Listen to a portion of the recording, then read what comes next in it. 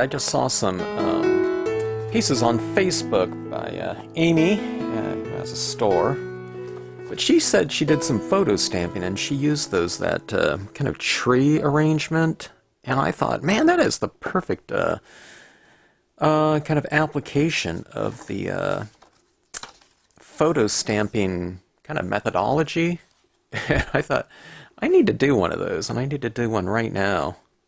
Because I have some ideas of what I'd like to do with it in terms of kind of some really nice light beams. Okay, so I want to have some light beams kind of coming from from behind the clouds, a light source, and I'm trying to choose which one to do that with. And it could be done with really any of these. And these are photographs that are available on my Flickr account, and I'll put that link in the description section. Sorry, and they're all free to use and download and whatnot. But what I've done on these photos, I mean, they're not dynamic as cloud photography goes, and they're not supposed to be because I kind of muted things a little bit in terms of the contrast. Normally, you'd bump it up if you wanted to make things look a little bit more interesting, but I muted it so that it wouldn't be so extreme when I stamped images over the top of them. So some of them, they have a little bit of contrast in here, but the other ones I've kind of muted down, and some of them I've kind of made more grayscale so that you can add whatever colors you want to it. But let's go with, I don't know, I've narrowed it down. I have several copies of all of these ones, so these weren't like, I don't have like 50 different cloud prints here, but I don't know, there was probably, I don't know, 10 maybe or something like that. Okay, so this one's really light in here. That could be done. Let's go with one of these blue ones right here. Something with a little bit of a harder, darker edge to it. This one I can have the lights coming from behind here, this way. I think that's the lightest area. On this one, it could be coming from, of course, right here, all right? It could be going up that way. When you do this kind of circular kind of application of trees, though, I mean, what's up and what's down, it really doesn't matter. It could go this way with the lights coming up that way. This way, this way, this way, whatever. I don't know. Let's do this one. I don't expect this to take too long. I mean, these scenes are really quick to do, as is. And now we're starting with a kind of a foundation already established in the photographs. So, if you haven't seen this done before, ways to stamp on photographs is to just use your standard dye-based inks, okay? And let me pause right here. I always need to it occurs to me that I should take a photo of these photographs before I apply the imagery on top of it so that people can see before.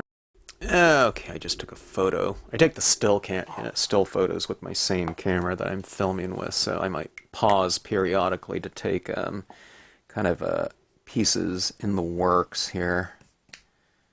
I don't know, it never occurred to me to do that before, but I'm a very slow learner, so bear with me.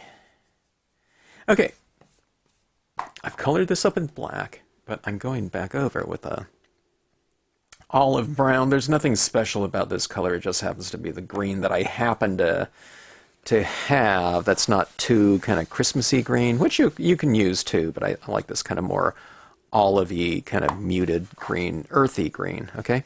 All right, now this is going to be kind of pointing in towards my light, so what I'm going to do is I'm going to blot some of this off. This is like my Stampscapes U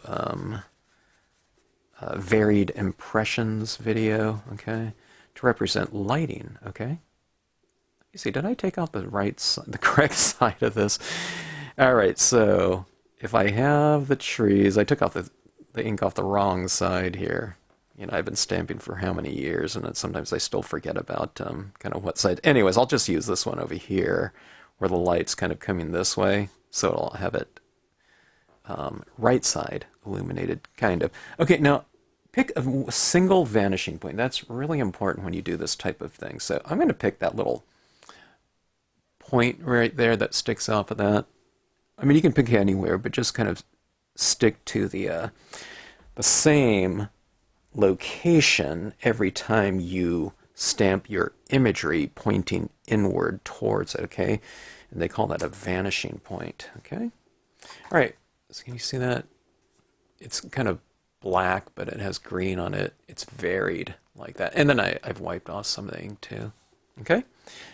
So, all right, I won't remove the wrong side this time. Okay, this one will be right over here. Okay, so the light is coming from that side, so I need to remove ink off of this side. I need to remember to think, oops, forgot about the additional green on here.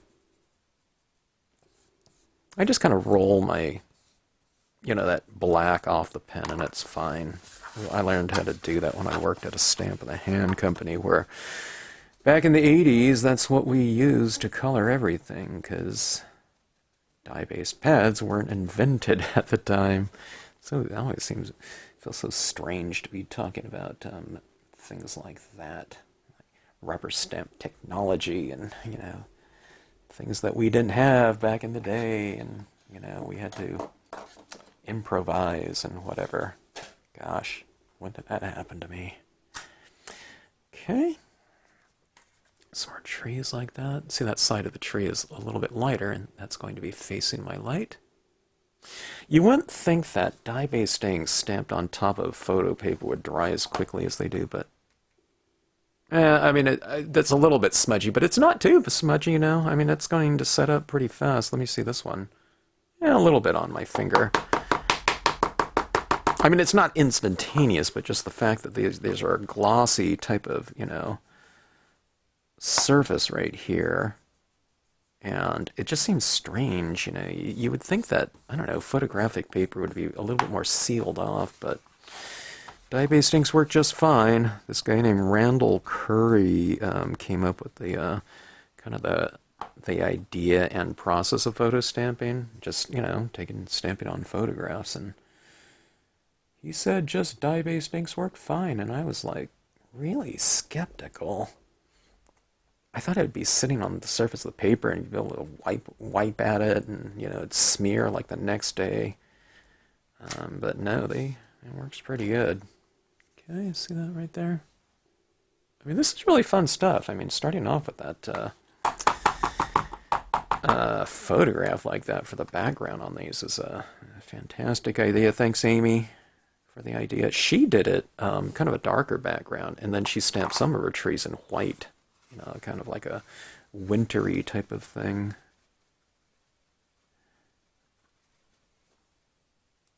Okay. See, I'm still kind of pointing in towards that same vanishing point. If it changes slightly, it's not going to be a big deal, but just in general, okay? I mean, you don't have to do this all the way around. I mean, we can leave some out. You can switch up and go with some different types of trees, whatever you want to do. Okay. That green on there looks pretty good. I don't know, this photographic paper does give it a little bit of a different touch to the pieces, to the impressions, okay? It looks different than on glossy paper. The photographic paper, the print paper, dries a little bit faster, I think. So I think that's playing a role in the kind of the variation of impressions. It just seems to soak into the paper faster. All right, that one I just used a tiny little bit, but so everything's kind of pointing at that little piece right there, right? Same vanishing point. Everything goes off in perspective correctly. Okay.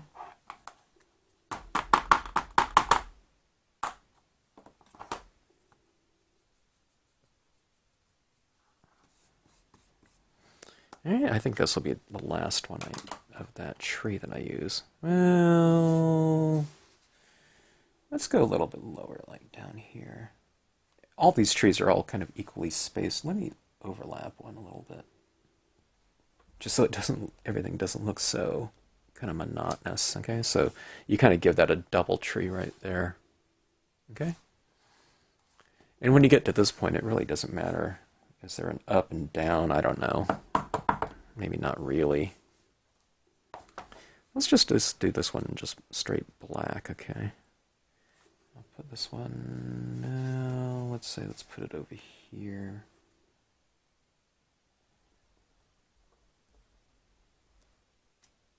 Okay. Look at that. It almost looks real, huh? I mean, when you look at it from a distance. It almost looks like a photograph. To me.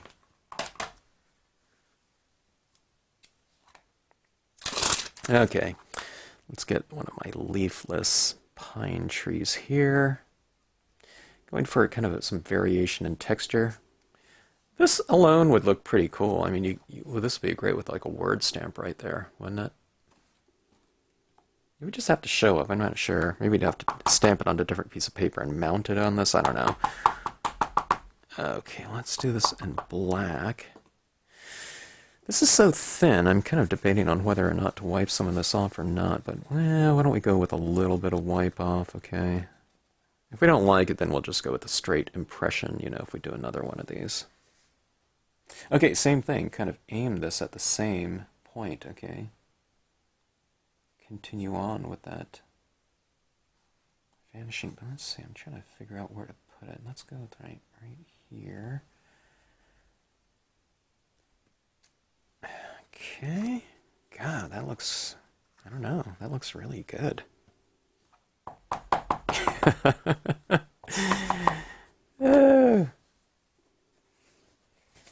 Amy, great idea. I don't know if she watches any of these videos, but I'll point her in that direction. Say, hey, you know, that's a great idea. All right, kind of point in at that, like about like so. Yeah, I think the wiping off actually looks pretty good. Okay, groupings of 3. So maybe I'll do 3 of these ones, or just odd. Have you heard that in composition? You know, kind of composing in odd numbers. So I mean, your eye is going to kind of group things naturally. So you get 1, 2, and we'll go with the third one of these. And let's go with this somewhere right over here or so. This looks like, I don't know, this looks like the forest around here, you know, with drought and bark beetle and whatnot.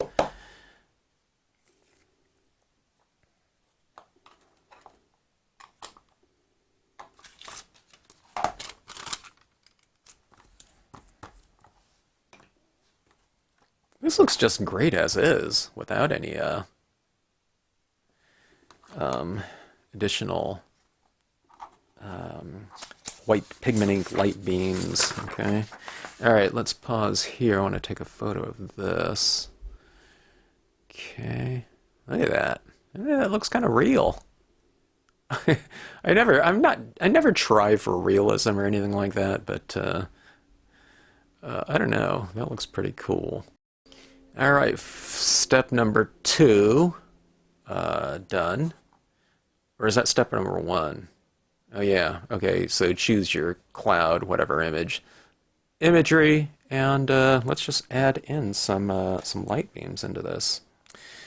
I don't know, I think I could use like some birds back in there or something like that. We need some sort of focal point image. We should do that now. I guess I can do it later. I can put them right here, or I can put them in the beams. Sure. Either or. Okay, so let's see. All right, so if you haven't seen me do these light beams before, it's a really simple process, believe me. What you need is white pigment ink, okay? And my preference for the application of this pigment ink is a cotton ball, okay? I want to go for a really soft This is a used cotton ball, but you can use it several times, even after it dries on here, I think. So, the theory is that we want a real soft application of media. Okay, so if you want to go for a soft application of media, it stands to reason that you would use a nice soft applicator, okay? All right, let's go for that same kind of vanishing point right here. So when I create these beams, we're going to create emanating beams kind of going off in perspective, okay? So when we do it, we kind of flare it out like that, okay? So this one goes to that point, and that one goes to that point. You can have a narrow beam, you can have a wider beam, okay? But kind of stay with that same vanishing point like that. And then all of these different rays that we add, however many we do, I never know until I get there. Always keep that same vanishing point. Don't change that one. Okay, and that will keep everything kind of uniformly related, and it will make sense from a lighting perspective. Okay, let's see here. I mean, I guess you can have those trees down there, and I mean, the light doesn't have to come from there, but I think it'll be an interesting point. I mean, we can have light coming from down here too, and there could be a, you know, a sunrise or something like that. But on this one, let's keep it like this because it just, you know, the power of the perspective is really strong in this composition. Okay, I have so little room on my desk. I have my computer right here for the live streams. If you're bored and you're on YouTube at some time and you see me doing a live stream, come on and join in, say hi. You know, if you have any questions, you can ask me live. Okay, so I'm adding some ink to this, okay? And in this area where the light is coming from, I'll add a little bit more, and I'll try to taper it off as I go down here. So I'll have a little bit more ink up here, and less down here, okay? So see, I'm kind of concentrating a little bit more, and then as I move down the thing, I'm kind of tapping a little bit lighter, okay? And you can do it kind of irregular too. You can kind of add more over here and more over here and kind of have the beam kind of broken up a little bit. Sometimes I like to have a little bit more on one side of the beam than the other. And I think that kind of adds kind of a more realistic light beam. Okay, now it's kind of subtle, but that's the way I want it in this one. I don't know if I want like huge, you know, kind of powerful light beams or, you know, something like that. You could. I'm just saying for me on this one. I don't think I want that. All right. Okay, let's go like this. I'm going to do this kind of curtain, light curtain, what I refer to it as. I'm going to put a lot more of this ink on one side of the beam. Okay, then the bottom side. I found that kind of, I thought it looks a little bit more natural and kind of graceful. I used to do it kind of solid, all uniform in here, but it created too strong of a, you know, this graphic beam like that. But when I do something like that, see how it kind of peters out like that a little bit more? And I like that look. And I mean, there might be times when you're going for something a little bit more powerful or something like that, you know, and you want to go for something strong, you know, just really defined beams, and, you know, you can certainly do that. Okay, this one's going to be a pretty wide beam, but maybe I'll keep it fairly light in value, okay?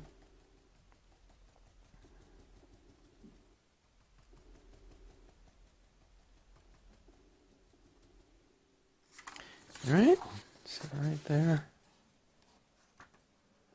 So that kind of flare going through there. Okay, we can have some coming up here maybe.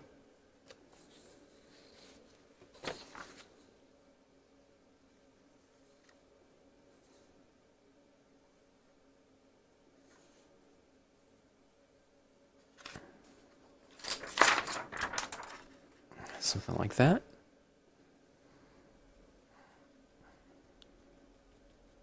The beams kind of become, I don't know, they become the star of the show, I think, you know.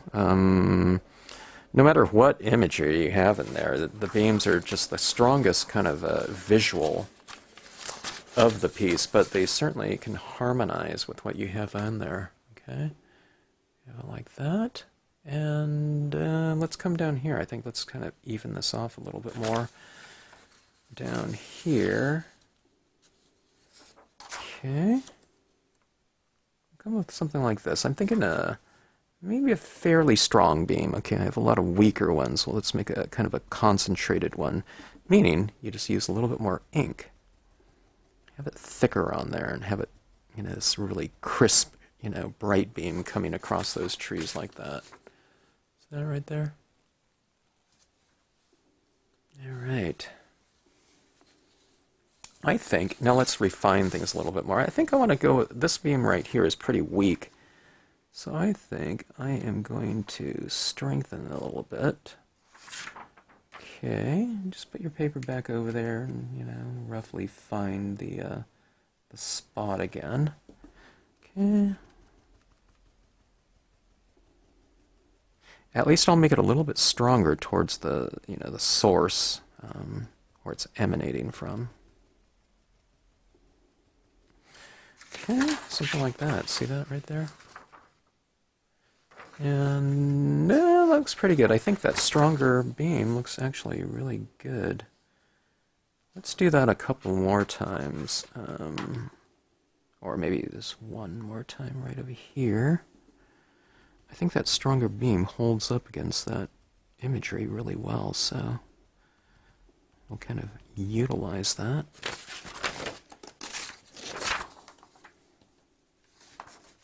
Okay. Like so. And let's go with, I'm trying to think, I think I want to go one more somewhere in here. Yeah, let's come down here. Let's go like this. Okay.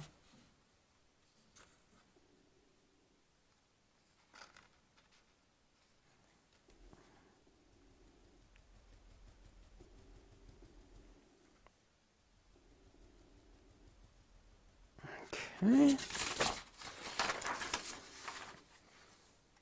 Yeah, that looks pretty fun. Okay, but I don't leave things just like that, okay? I mean, you could, but I take this ink right here and I kind of soften all this area up, okay?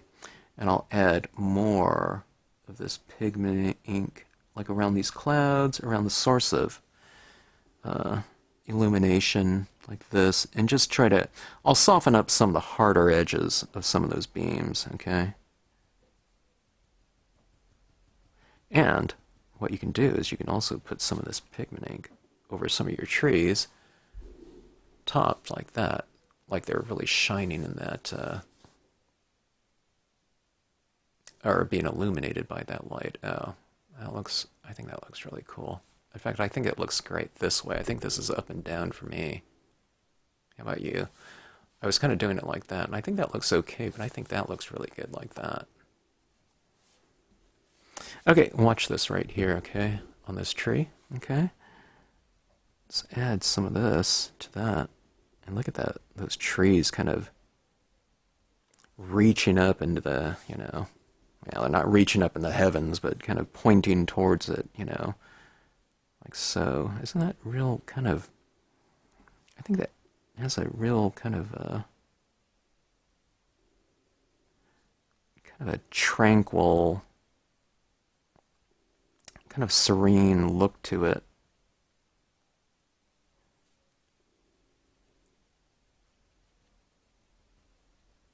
And what do we use right here? We use 2 stamps. I mean, this, to me, is a really powerful piece.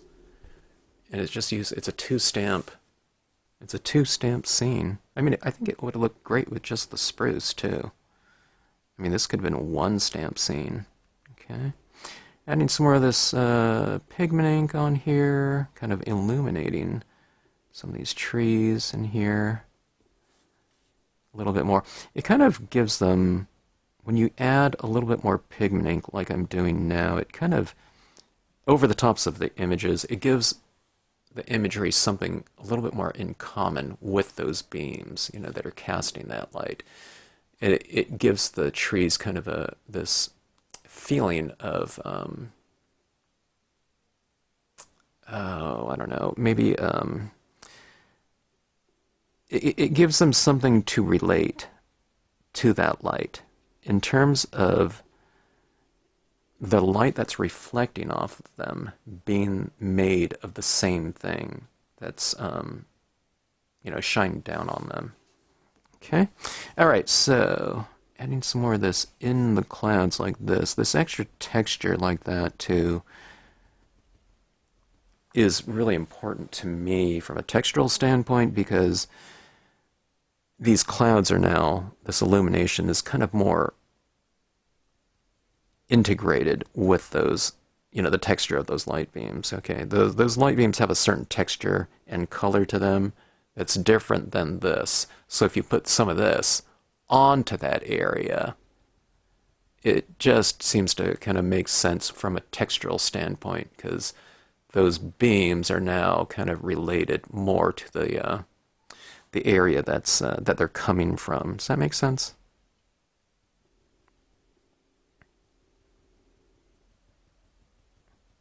Okay, this is called dry, kind of tapping in here too. It's like dry brushing the ink on here. Okay, it's just a real light, thin application of this ink. Okay. All right. This is really kind of bringing it together. Sometimes I tell people, you know, it doesn't really matter what my scenes are looking like, but when I add this pigment ink onto a scene, and sometimes it's the like white gel pen touches and stuff like that, no matter what the scene looks like, it just all comes together with these extra little textures and whatnot. So I'm never worried about what something looks like during the process, because I just know. And I really try to encourage people to, you know, to utilize these things. You can subdue something that maybe doesn't look so great, or you can kind of enhance something that it does look good, and you kind of make it look a little bit more textural, lit, whatever, rich with that texture and lighting. Okay, look at that one. That tree looks like it's really kind of bathed in that light, doesn't it? Okay, so that is that. I want to find a good bird stamp to go in here. Let's see. Where do I have it? Some right here on my desk. If you can see my desk right now, it's so cluttered. Okay, let's see. Let me pause right here and find something for that space. Alright, I think I found the stamp I'm looking for, but I really like this, like that. You never know what kind of direction you want that, but I think I like these birds like this. This is the Flock Small stamp. Alright, now, I have a lot of pigment ink in here, so I'm not really quite sure how these are even going to stamp over the top of pigment ink. It's usually not great, okay, but I'm going to try it. And if it doesn't come out, you know, I can just re-stamp this scene again. It's not like the end of the world, but I think what I'm going to do is I think I'm going to do that thing where I remove some of the ink like this off of them. I always say, you know, if you haven't done this before, just blot it off and see if you like it, you know. You can always kind of readjust or whatever. But I think I'm just going to go for it. I think they're going to stamp out lighter in some areas, but that should be fine. Yeah, let's go like that. That's really subtle, but I think that's kind of fun like that. I like kind of birds like going up into the heavens or whatever, and I always like it when kind of birds, the idea behind this one, it's like they're in a thermal. Birds love finding thermals, and you see them kind of getting spiraling up in the sky. I don't know if they're having fun or what. I'm not sure what the purpose would be.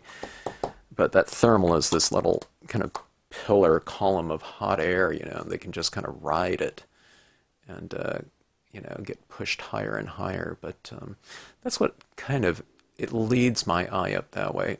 Different imagery would look great in here, like an eagle or something like that, kind of flying around these beams like that would be kind of cool. But anyway, that was a really fun scene to do. It's certainly really easy. It's 3 stamps, but you could do just that cloud image like that, or print, and you can use like one tree around it. Just to reiterate what happened in here with the trees, you see that green in there? I think that green's a nice subtle green, but I think it's better than just going on with just one straight green, like a Christmas green or something like that. See where that brown kind of transitions a little bit in there? There's just some slight variation between the black and the green, and that's really fun to add in there if you can do that. Sometimes I've even just taken a pad and I've inked up in black, then I've taken a green, gone over. I know a lot of people don't have dye-based, watercolor pens these days. Everyone used to have like La Plumes and Marvys and Tombos back in the day. A lot of people don't do that anymore, coloring like that, because they stamp something out in black and then they color it in, usually with like alcohol markers or something like that. But you can color right on the image, okay? So multiple colors on your imagery, and then varied impressions by wiping off some of the ink on the side or on whatever direction the tree is facing, okay? So right here, I took off some of the ink off the, I guess, the top and right-hand side, I'm thinking. On this one right here, it's more the top, whatever, down here. And then you get that kind of head start in terms of your lighting. Okay, and then when making the impressions, choose a single vanishing point. I think it was this one right here. See how kind of all these things are kind of generally pointed towards that point? All right. Same thing with the bare trees. All kind of pointing towards the, I don't know.